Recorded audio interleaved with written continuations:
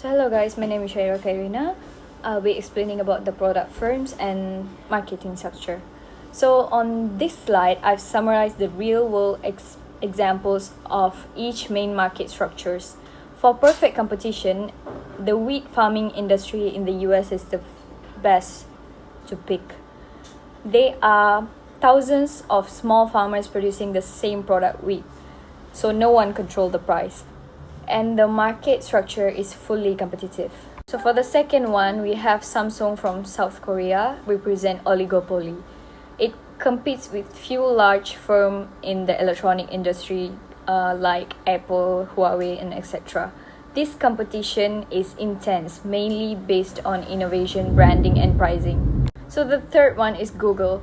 It's a clear example of monopoly in search market and search engine market.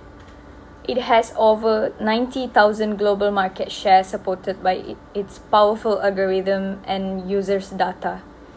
Very few firms can challenge these domains. For the last one, we have Starbucks, which fit into monopolistic competition. Even though they sell products which is similar to other coffee shops, it stands out by the branding, the store atmosphere, and the customer service. There are many competitors, but each offers something unique. These examples show how different market structures shapes the way business operates and compete. So that's all from me. I pass to my friend. Good day, everybody. I'm Danisha Nair, and I will be presenting a case study on the theory of firms and market structure. I will cover the four types of market structure. First is perfect competition. Alright, when it comes to perfect competition, I chose wheat farmers in the United States. This market has many small sellers and also buyers. The product wheat is homogeneous, meaning there is no difference between one farmer's wheat and another's. Farmers are price takers, meaning they accept the global market price. There's free entry and exit in the market as well, and both buyers and sellers have perfect information about prices and standard. Next is monopoly. For monopoly, I selected Google search engine business in the US. Google is a dominant seller with over 90% market share, meaning there's no close substitute. As a monopoly, Google is a price maker, especially for advertising rates. There are high barriers to entry, like advanced technology and brand trust, which keep the competitors out. Competition is very limited because of Google's strong market dominance. Thirdly is the monopolistic competition. For monopolistic competition, I picked Starbucks in the US. Starbucks compete with many cafes and coffee chains. The key here is product differentiation. Starbucks stands out through branding, store design, and specialty drinks. Because of this, Starbucks has some price control, unlike in perfect competition. While entry barriers are low, it's hard for new entrants to match Starbucks' global brand power. Non-price competition like advertising and promotion plays a big role in this market as well. Lastly, for oligopoly, I chose Samsung in the global smartphone market, particularly in South Korea. This market is dominated by a few large firms, including Samsung, Apple, and Huawei. In an oligopoly, firms are interdependent. Samsung's pricing and product decisions are influenced by what Apple and Huawei do. There are high barriers to entry because of the high cost of research, development, and marketing. Product differentiation is key, as each brand offers unique designs, ecosystem, and technologies. Sometimes there's price competition, but firms may also avoid price wars through implicit coordination. That's all from me. Thank you. Hi and Assalamualaikum madam. My name is Nur Christina Umairah. Today I will present about analyze how this characteristic influence the company's operation and competitive strategy. First, we have wheat farming business. So, nature of industry is large scale, mechanized production of a homogeneous commodity. For operational focus, we have emphasized on efficiency and cost reduction, use of economies of scale and mechanization, risk management strategy like future contracts and crop insurance. Next, for competitive strategy, primarily price driven due to lack of product differentiation, and then focus on increasing productivity and mitigating climate related risks. And lastly, we have little focus on branding or product innovation. Next, we have Samsung company.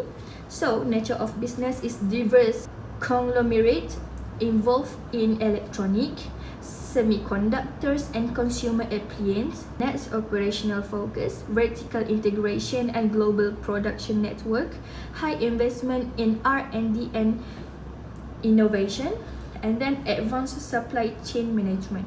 Lastly, competitive strategy combines product differentiation with cost leadership, maintains technological leadership and fast product creation, and lastly, flexible to meet rapidly changing customer needs. Next, we have Google company. So, nature of business is digital technology firm focused on search engines, advertising, cloud service, and else. And then for operational focus, platform-based model with strong emphasis on data analytics and network effects, quick product iteration and innovation.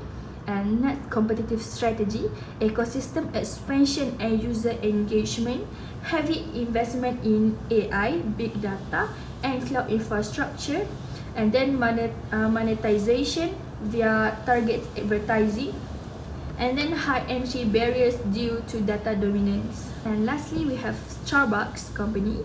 Nature of business is global premium coffee house chain, and then operational focus, emphasize on customer experience, quality and ethical sourcing, and then integration of technology, mobile ordering, rewards programs. And then for competitive strategy, we have product differentiation through quality, ambience and service. Then be a third place concept between home and work. And lastly, focus on corporate responsibility and sustainability. That's all from me. Thank you, madam. Hi, Assalamualaikum, and my name is Nur Alia Nabila Begum Manasi. So here is my part, which is advantage and disadvantage the company face due to its market structure. So, for number one is perfect competition, which is wheat farming. For advantage is fair price based on supply and demand. Also, easy entry, which is low and barriers to start. For disadvantage, no control over price. Also, low profits due to tough competition. Next is monopoly, which is for Google.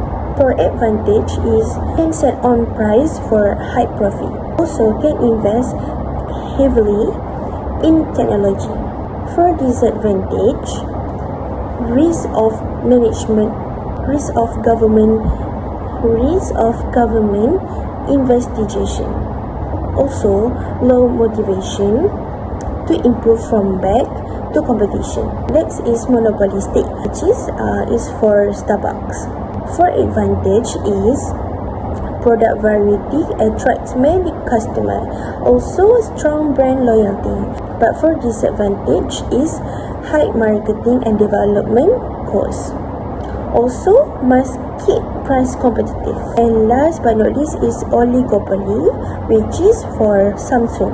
For advantage is high profit due to limited competition and can influence market trends, also price. For disadvantage is high competition, they must invest heavily. Also, price wars can reduce profits. Thank you. So good day everyone. My name is Shakti Sharmli and today I'm going to explain about exploring different types of market structures by looking at real world examples from various industry. So let's start with the wheat farming industry, which is a classic example of perfect competition. In this market, countless small farmers produce a homogeneous product, which is wheat. No single farmer can influence the market price because the product is identical and widely available. Since it's easy for new farmers to enter or exit the market, competition is intense, and as a result, profit margins are very low. So next we have Samsung, a major player in oligopoly, a market dominated by a few large firms like Apple, Huawei, and Xiaomi.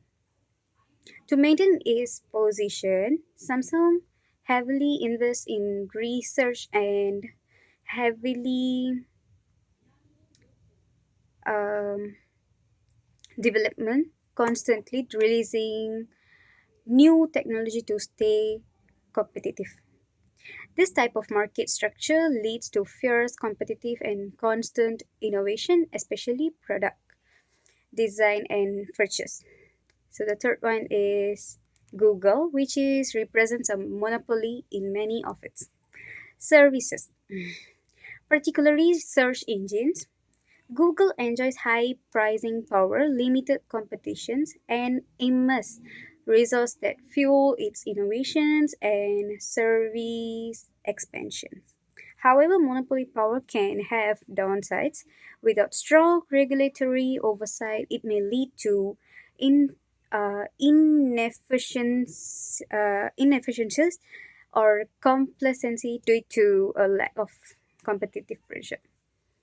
So, last but not least, we have Starbucks, a great example of monopolistic competition.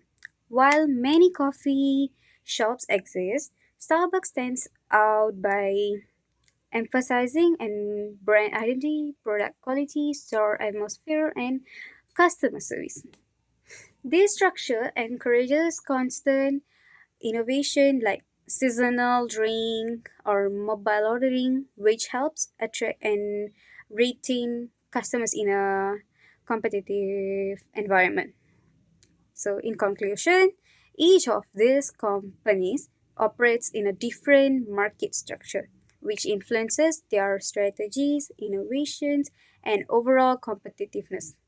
Understanding these drawbacks gives us insight into how business operates and evolve in their respective market. That's all from me. Thank you. Hi, my name is Nur Aliana Bila binti Muhammad Nasir and I'm gonna present for conclusion. So for conclusion is market structures help us to understand how firms operate and compete in different industries. Like wheat farming is represented as perfect competition. So in perfect competition, there are many small producers selling the same product like wheat farming. No single farmer control the price, and everyone has equal access to the market.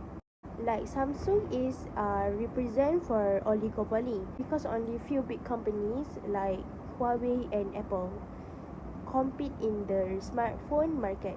These companies influence price and often lead innovation.